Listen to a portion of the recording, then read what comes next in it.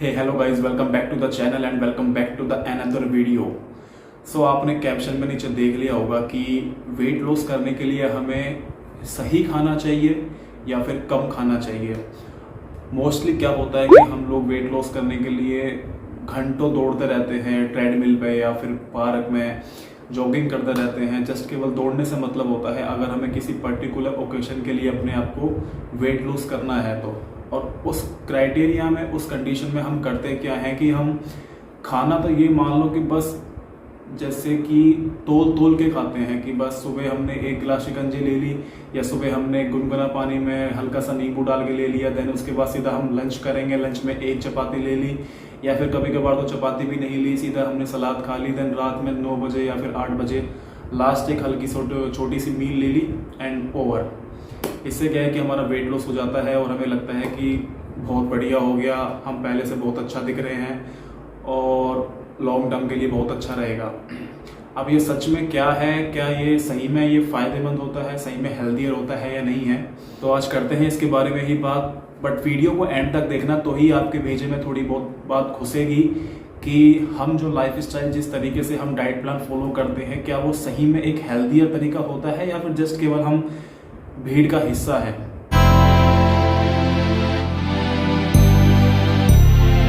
हाँ जी, तो नमस्कार दोस्तों, जैसा कि हम बात कर रहे थे आज की वीडियो में कि सही खाना या कम खाना, दोनों में से कौन सा हेल्दी होता है वेट लॉस करने के लिए।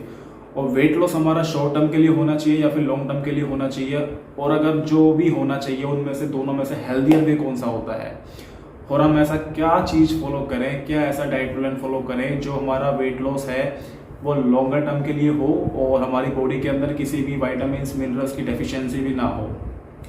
पहले तो हम बात करते हैं नॉर्मली जो आजकल के टाइम में हो रहा है या फिर काफ़ी टाइम से ही हो रहा है कि हम जो मोस्टली, तो मैं कहूँगा 70 to 80% जो लोग होते हैं जो डाइट प्लान फॉलो करते हैं, जो वर्कआउट फॉलो करते हैं वेट लॉस करने के लिए, कि वो कितना सही है। देखो, पहली चीज़ तो ये जो आमतौर पे होता है कि ये होता है कि जैसे कि मान लो मुझे वेट लॉस करना है और 1 महीने बाद मुझे कोई शादी में जाना है या फिर कहीं छुट्टी पे जाना है, तो मैं 15 किलो वेट लॉस करना चाहता हूँ 1 महीने के अंदर।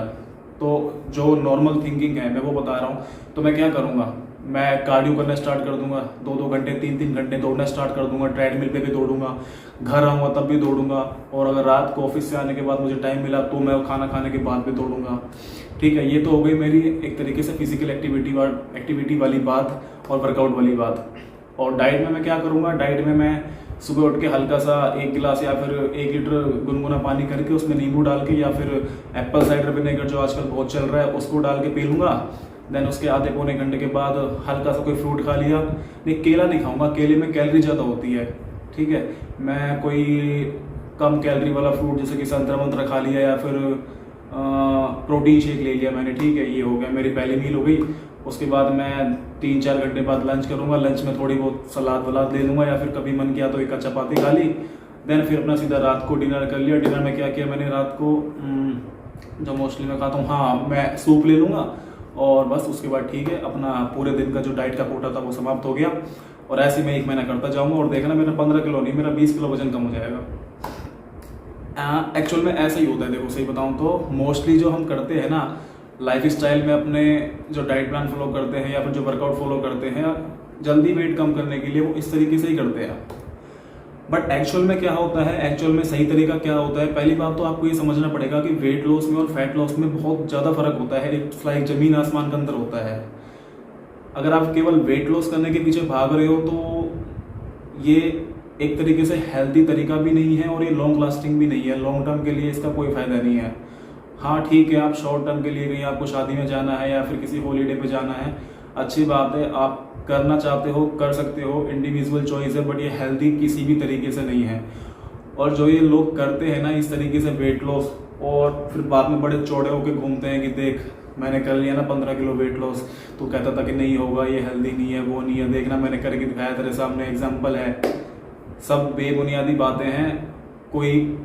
मतलब वो किसी तरीके से मान के चलो कि वो लॉन्ग टर्म तो है ही नहीं, और जितनी जल्दी वो वेट लॉस हुआ है ना वो उतनी ही जल्दी रीगेन हो जाएगा उसका कुछ टाइम के बाद में।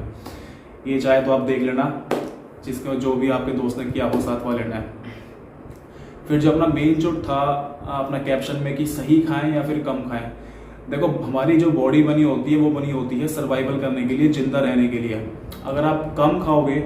तो आपकी बॉडी को लगता है कि बाहर से कैलोरीज नहीं मिल रही, तो आपकी जो बॉडी है जितना भी आप खा रहे हो उन कैलोरीज को बर्न ही नहीं करेगी, क्योंकि आपकी बॉडी बनी है सर्वाइवल करने के लिए।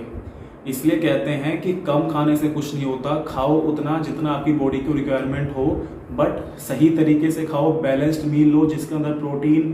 फैट्स और कार्बोहाइड्रेट प्रॉपर मात्रा में हो। अगर आप कार्बोहाइड्रेट और फैट थोड़ा बहुत कम भी ले लोगे, उससे कॉम्प्रोमाइज कर लोगे, तब भी कोई दिक्कत नहीं है, बट आपका प्रोटीन तो एटलीस्ट उतना होना चाहिए जितना आपकी बॉडी वेट के हिसाब से आपकी डाइट में या फिर आपकी बॉडी की नीड है। और एक प्रोटीन का जो सिंपल एक एवरेज होता है वो ये लगा के चलो कि आप 1 ग्राम पर केजी ऑफ बॉडी वेट आप प्रोटीन ले सकते हो, और आपको लेना ही लेना पड़ेगा अगर आप वर्कआउट कर रहे हो या फिर नहीं भी कर रहे हो। तो आपकी बॉडी की मेंटेनेंस की जरूरत के लिए, आपकी बॉडी की ग्रोथ के लिए, आपकी बॉडी की रिकवरी के लिए आपको प्रोटीन लेना ही पड़ेगा। और इंडियंस की जो डाइट होती है उसमें प्रोटीन का तो ये मान के चलो कार्बोहाइड्रेट से भरी होती है, फैट हम लेते नहीं है क्योंकि हमें लगता है कि फैट खाएंगे तो फैटी हो जाएंगे, फैट बढ़ जाएगा। और प्रोटीन की जो रेशो होती है वो बहुत ही कम होती है, इट्स लाइक 15 से 20 ग्राम प्रोटीन अगर ले लिया तो ले लिया, वरना कार्ब ही कार्ब, बस मैदा, रोटी, चावल ये सभी चलता रहता है। तो अपनी बॉडी की जो रिक्वायरमेंट है, जो बॉडी की कैलोरीज हैं, उसको पहले एक बार देखो कि आपकी बॉडी की नीड कितनी है, क्योंकि हर बॉडी का कंपोजिशन अलग है, हर बॉडी का मेटाबॉलिज्म अलग है, हर बॉडी का ब्लड ग्रुप अलग है, तो आपकी डाइट हर किसी बंदे की सेम नहीं हो सकती। और अगर आप ऐसे करते हो, बहुत ही क्रैश डाइट पे चले जाते हो, जैसे कि मान लो आपकी बॉडी की जो कैलोरी डेफिशिएट की रिक्वायरमेंट है 1700 कैलोरीज या फिर 1800 कैलोरीज, आप डायरेक्ट 1000 कैलोरीज या फिर 800 कैलोरीज पे आ जाते हो, नो डाउट कि आपका वेट कम हो जाएगा, बट आपकी बॉडी के अंदर बहुत सारी ऐसी डेफिशिएंसी हो जाएंगी जिससे कि आपका एनर्जी लेवल डाउन पड़ जाएगा, आपकी इम्यूनिटी डाउन पड़ जाएगी, आपको स्ट्रेस फील होगा, आपकी स्लीप जो है वो डिसऑर्डर हो जाएगी, एंजाइटी, डिप्रेशन तक में भी जा सकते हो आप, अगर आप क्रैश डाइट एकदम से फॉलो करते हो तो। और ये लॉन्ग टर्म तो किसी भी तरीके से हेल्दी है ही नहीं। और जो ये लोग करते हैं उस भीड़ का हिस्सा ना बन के थोड़ा सा दिमाग लगाओ और देखो आपकी बॉडी के हिसाब से आपके लिए क्या सही है। तो हमेशा अपनी बॉडी की पहले तो BMI वगैरह के हिसाब से अपना जो है डाइट प्लान वगैरह बनवाओ जो आपकी बॉडी की रिक्वायरमेंट है, ताकि आपकी बॉडी के अंदर किसी भी चीज़ की डेफिशिएंसी ना हो। और वेट लॉस, मैंने क्यों कहा कि वेट लॉस करना गलत होता है, जो हम भागते हैं स्पेशली वेट लॉस करने के लिए, हमेशा अगर आपको करना ही है तो फैट लॉस करो, ताकि आपकी बॉडी का जो मसल मास है वो मेंटेन रहे। अगर आपकी बॉडी में मसल मास रहेगा तो आपकी एनर्जी लेवल भी अच्छी रहेगी, आपका इम्यूनिटी लेवल भी अच्छा रहेगा, आपको स्ट्रेस भी इतना नहीं होगा, आपका स्लीपिंग पैटर्न भी पहले से बहुत बेटर हो जाएगा, आपकी पावर मूवमेंट, आपकी जो वेट्स को उठाने की क्षमता है, जिम की बात नहीं कर रहा, डेली लाइफ के अंदर भी आप जो छोटे मोटे काम करते हो, ऑफिस के, घर के भी, उसमें भी आपको मसल मास अगर आपकी बॉडी में अच्छा खासा होगा तो आपको हेल्प मिलेगी वो सारे काम को करने में भी। इसलिए हमेशा फैट लॉस को ही अपना प्राइमरी गोल मान के चला करो, जो कि एक हेल्दी तरीका है और काफ़ी अच्छा है लॉन्ग टर्म में भी। सो ये थी आज की अपनी वीडियो। उम्मीद करता हूँ कि जो मैंने बताया है वो आपके कुछ समझ में आया होगा, क्योंकि मैंने जो यहाँ बताया है ना, मोस्टली क्या होता है कि हम लोग इसका अपोजिट ही फॉलो करते हैं, क्योंकि हम भी एक तरीके से आजकल भीड़ का हिस्सा बन चुके हैं। अगर मान लो किसी ने कुछ अधूरा ज्ञान दे दिया, उसने किसी को बताया, उसने किसी को बताया, उसने किसी को बताया, ये चेन बनती चले गई और हम वही चीज़ फॉलो करते आ रहे हैं आज तक। पता है आपको, ऐसा ही होता है मोस्टली। और अधूरा ज्ञान हमेशा खतरनाक होता है। या तो आप ज्ञान लो ही मत अगर आप प्रॉपर श्योर नहीं हो उसके बारे में,